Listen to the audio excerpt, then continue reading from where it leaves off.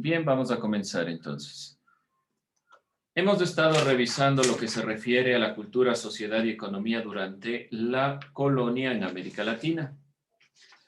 Y los dos primeros temas que nosotros revisamos dentro de esta clase fue el mestizaje y el sincretismo y la función evangelizadora del arte colonial. Entonces aquí va la primera pregunta. ¿Cómo se asume tradicionalmente al sincretismo? ¿Como una resistencia, tal vez, como una adaptación, como una mezcla? ¿Cómo asumimos al sincretismo? Vamos a ver qué nos dicen ustedes. ¿Cómo asumimos al sincretismo? Respuestas.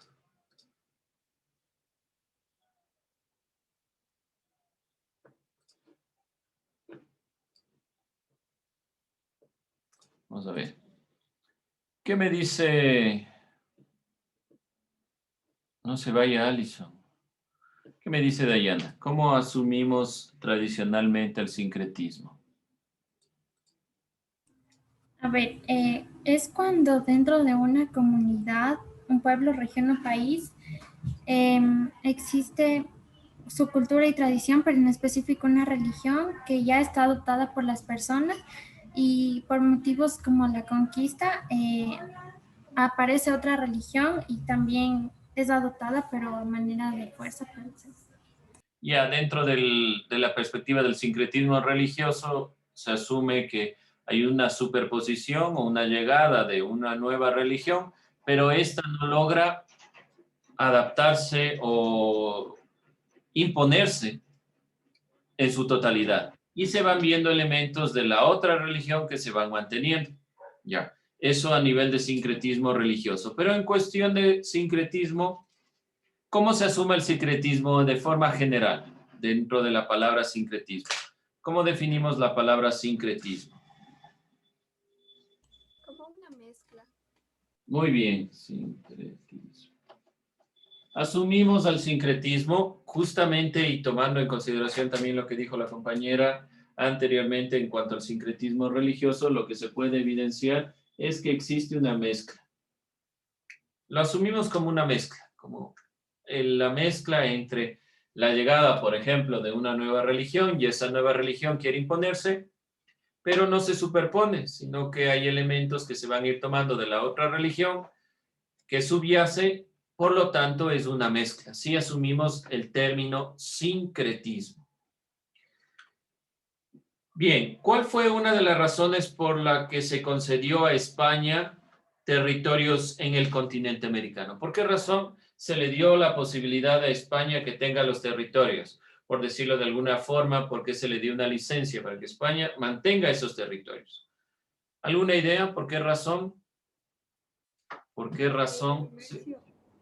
Por su función evangelizadora. Por su función evangelizadora. El comercio viene, digámoslo así, España no venía directamente a evangelizar, quería dominar y tener el control y de esta manera dominar el paso hacia el comercio.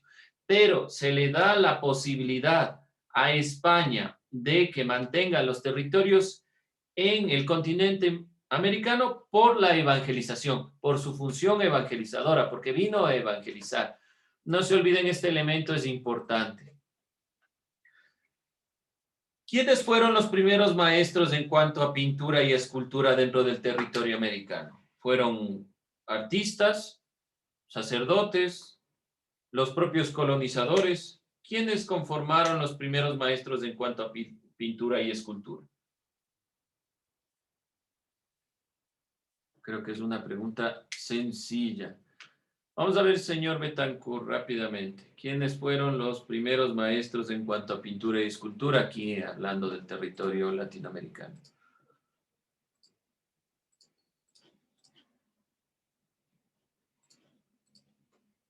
Cuénteme.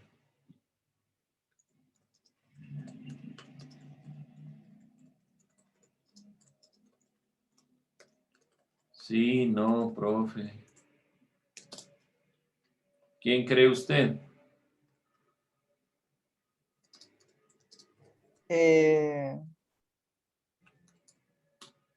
Pongámoslo más Diego fácil. Rivera.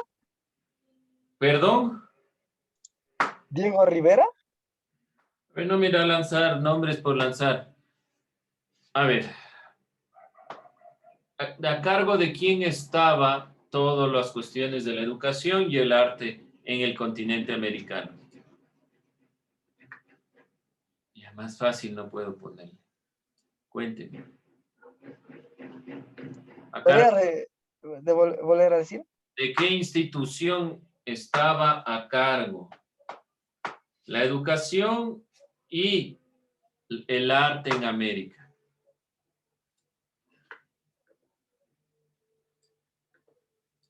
De las iglesias. Ay, de los, ¿cómo se llama? De las iglesias, de la Iglesia Católica. Por lo tanto, ¿quiénes serían los primeros maestros que conforman aquellos que enseñaron arte y escultura en América? Los padres. Bueno, los sacerdotes, no sé si los Sacerdotes. padres, los sacerdotes. Gracias, Washington. No lance respuestas por lanzar, por Dios. Vamos a continuar. Entonces, ¿quiénes fueron los primeros maestros de pintura y escultura? Fueron los sacerdotes.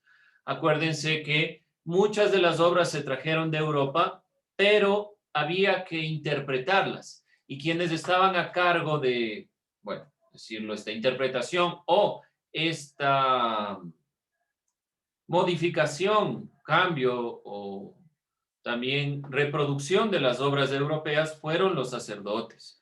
Ellos, como estaban a cargo de evangelizar, también se hicieron cargo del estudio de las lenguas vernáculas, así como también de la pintura y escultura. Por lo tanto, conformaron los primeros maestros en este ámbito. Otro elemento que no hay que olvidarse. La primera característica de los primeros templos levantados en América fueron principalmente del arte barroco. El barroco es el arte que mayormente ha influenciado. En cuanto a los conventos, Diana, dentro de los conventos, obviamente, los conventos y las iglesias estaban muy ligados. El convento directamente en su formación de sacerdotes, podemos decir que ahí en la formación de los sacerdotes son los propios sacerdotes los primeros maestros que van encaminando el arte en América. Por eso es que la relación con estos elementos de los conventos, ¿sí? Por eso decíamos en esta parte que los conventos cumplen una función sumamente importante, porque de los conventos va a nacer toda esta influencia del arte en la época colonial y serán los sacerdotes los primeros maestros. Como sabemos que una de las características de los templos levantados en América es el arte barroco, vamos con las características y funciones sociales de este arte barroco y del arte mudéjar, que son las dos grandes influencias. ¿En qué periodo o qué período abarcó el arte barroco? Ayúdeme, Melanie Salán. ¿Qué periodo abarcó el arte barroco? Siglos en los cuales se dio el arte barroco.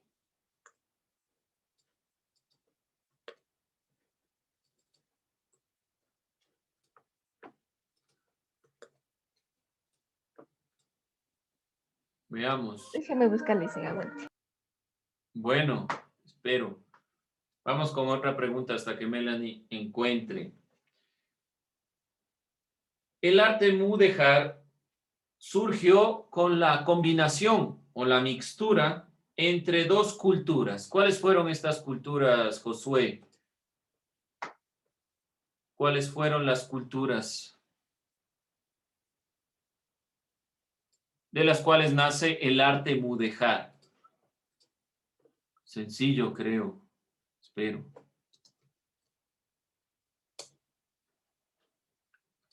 Josué, señor Cajas. A ver, vamos, eso es sencillo. ¿Qué culturas se mezclan y crean el arte mudéjar? ¿Qué culturas son las que están dentro de la península? Vamos, ayúdeme, Michelle.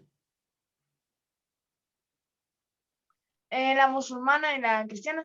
Ya, muy bien. La cultura cristiana y la cultura musulmana. ¿Cuál es la característica particular del arte mudéjar? La utilización de ladrillo. Eso no olvidarse, ¿sí? Utilización del ladrillo es una de las características fundamentales. Encontramos Melanie Salan. No. Veamos, ¿en qué siglos o en qué periodo de los siglos se dio el arte barroco? ¿Quién encontró? En el siglo XVII.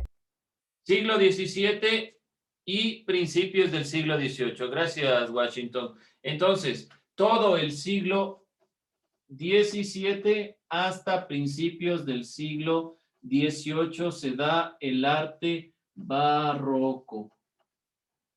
Características del barroco. Una característica fundamental, que las representaciones tenían posiciones dualistas entre las luces y las sombras. Además, los artistas buscaban expresar sentimientos interiores a través de este arte. Por eso fue, y ya vamos a ver, obviamente, la siguiente pregunta, que es sobre el rol social que cumple el barroco y el mudéjar. ¿Cuál era el rol social del arte mudéjar? La fusión de estilos artísticos. La fusión de estilos artísticos. Como vemos, como es la mixtura o fusión entre el cristianismo y la perspectiva musulmana, también aporta a la mezcla de estilos artísticos o a la fusión de estilos artísticos. Y en cuanto al barroco, ¿cuál fue la función social del arte barroco? Combatir las herejías.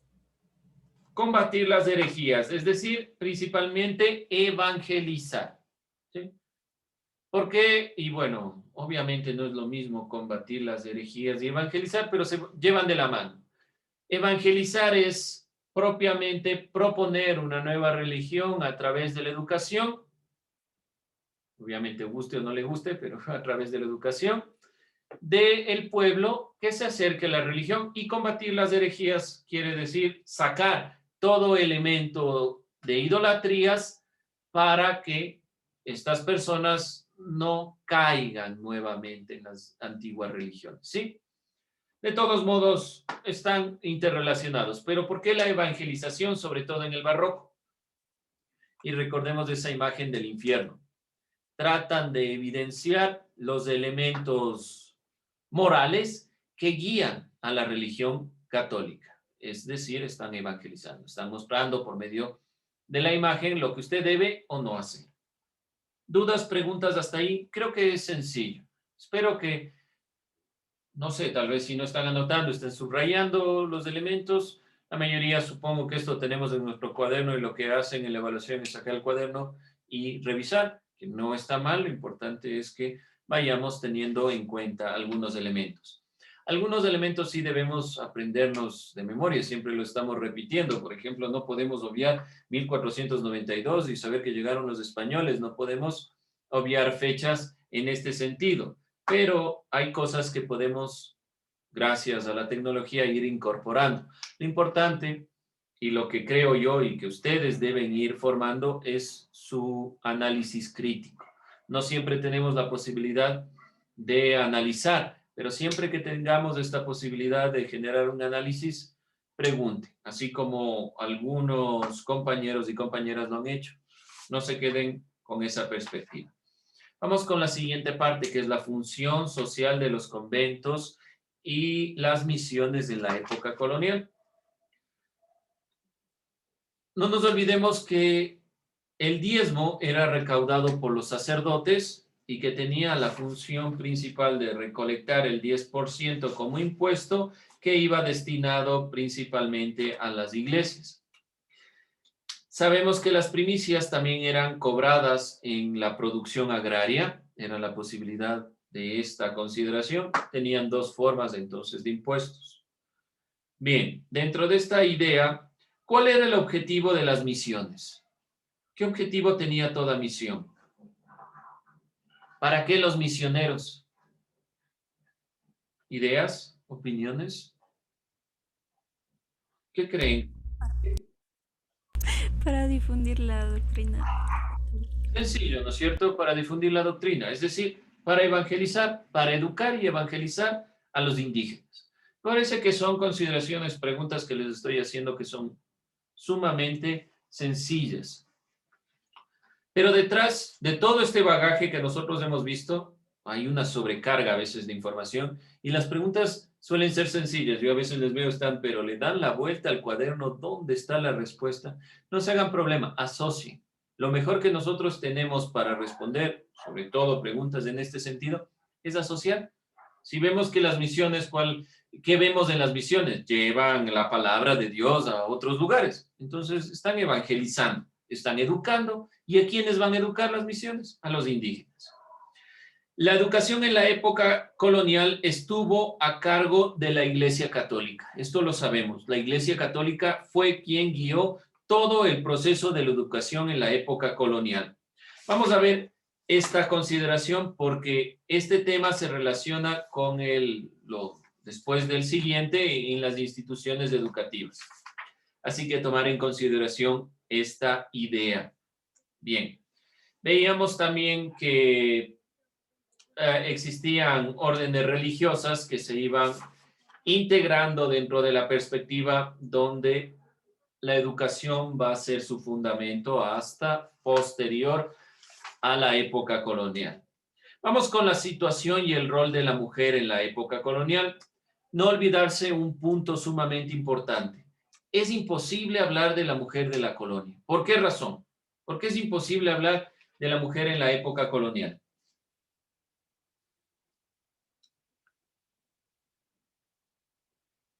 Cuéntenme. Prenda su audio y cuéntenme. Si no, no les veo a todos por la disposición de las cámaras. Vamos a ver, pero no todos a la vez, se entrecorta. Veamos, ¿qué me dicen? ¿Por qué era imposible hablar de la mujer de la colonia como tal?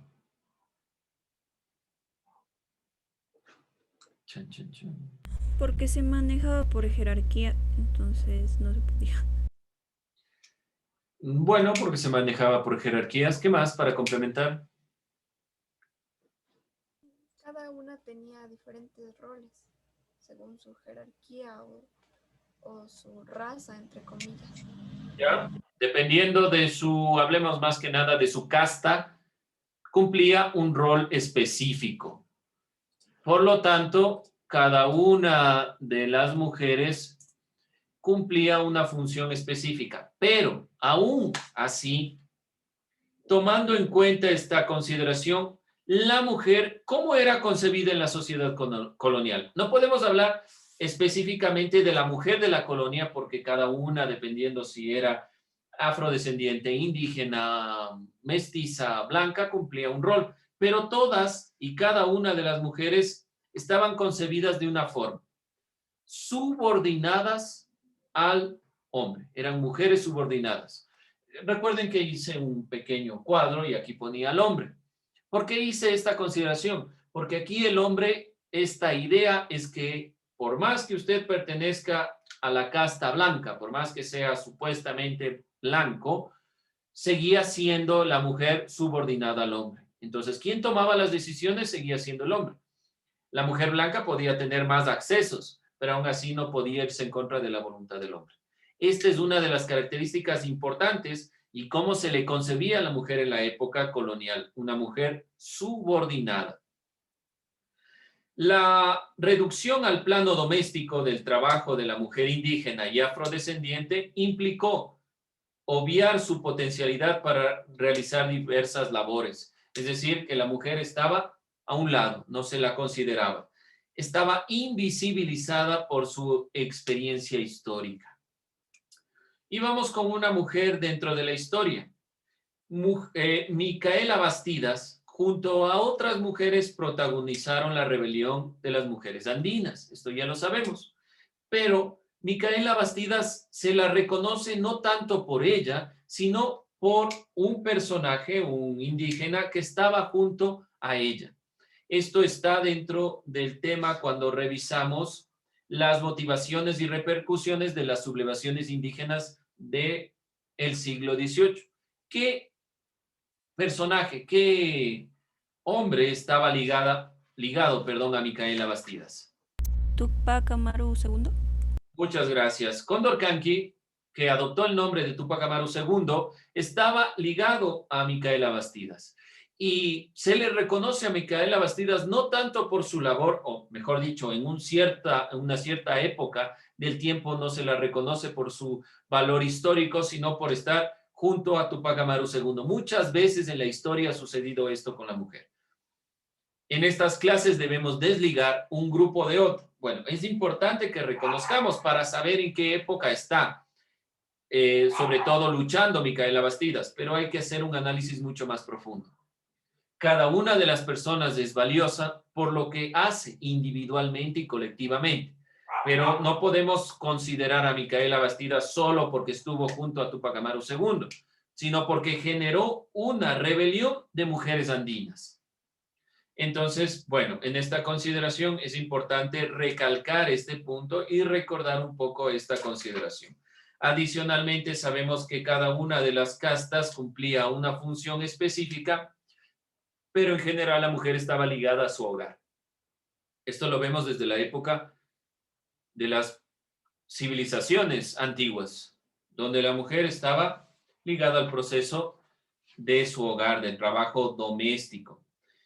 También veíamos que la mujer blanca cumplía un rol de productora, de mantener el linaje. La mujer indígena estaba en el ámbito del trabajo doméstico y un comercio ambulante, y en cambio la mujer afrodescendiente, el trabajo netamente doméstico y la servidumbre. Bien, en cuanto a las instituciones educativas y las órdenes religiosas, vamos a puntualizar algunos elementos. Primero, ¿cómo solía educarse la élite? ¿Cómo educaba la élite a sus hijos?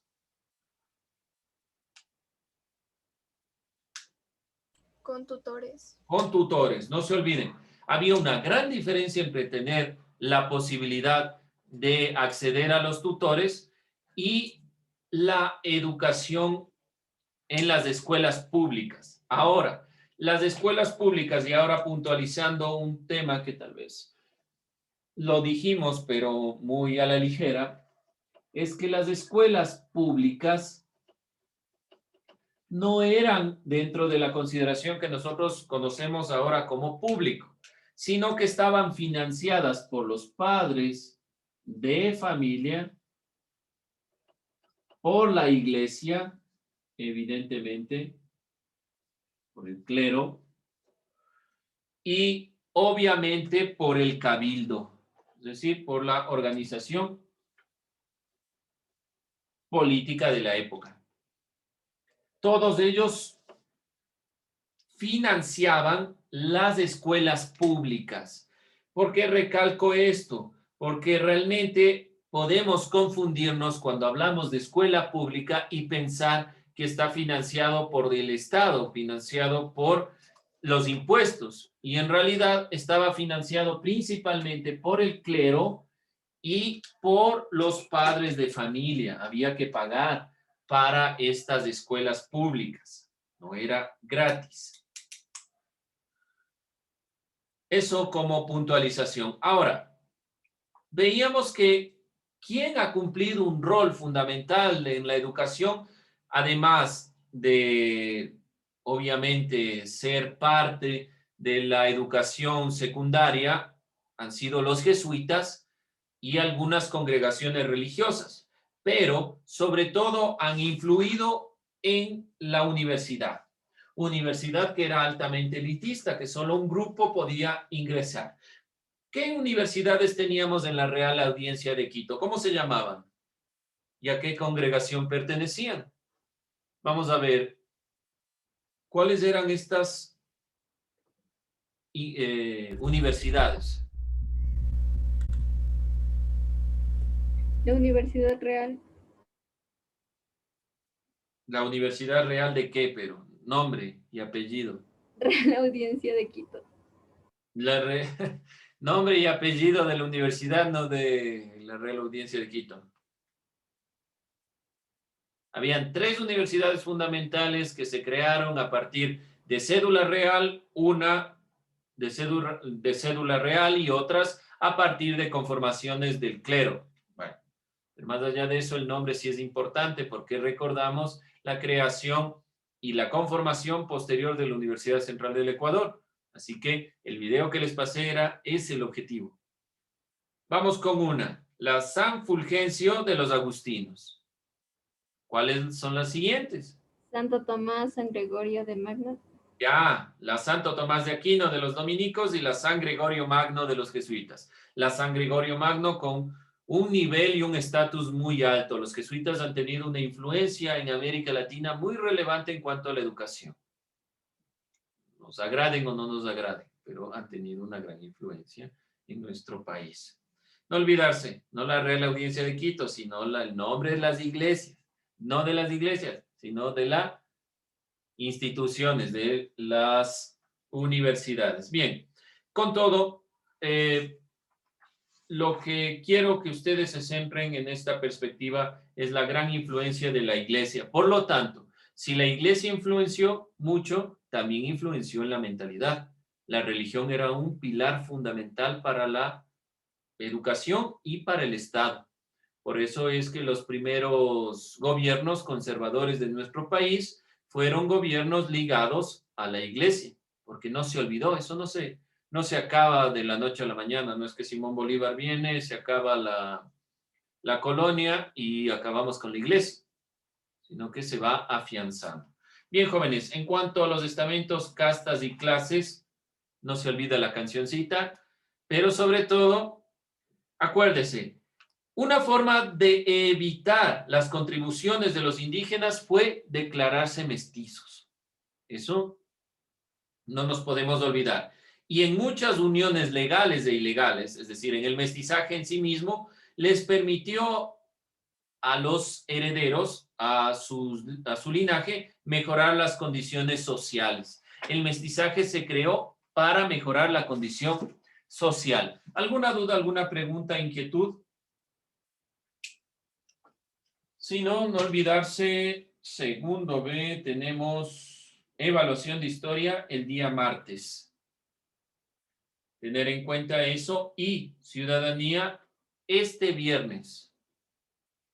La última hora de este viernes tenemos la evaluación de ciudadanía. Cualquier duda, inquietud, algo que no quede claro, ustedes saben, yo siempre me conecto para la evaluación. Así que pueden ir preguntando, pero no vale preguntar al profe la 1 cuál es la respuesta, que ya les conozco. Profe, disculpe, le dan la vuelta a la pregunta, como que no me doy cuenta, y quieren que les dé la respuesta. No, traten de preguntar de forma menos obvia, digámoslo así. Con todo, con eso terminamos, tomo lista y nos vamos, si no hay dudas e inquietudes.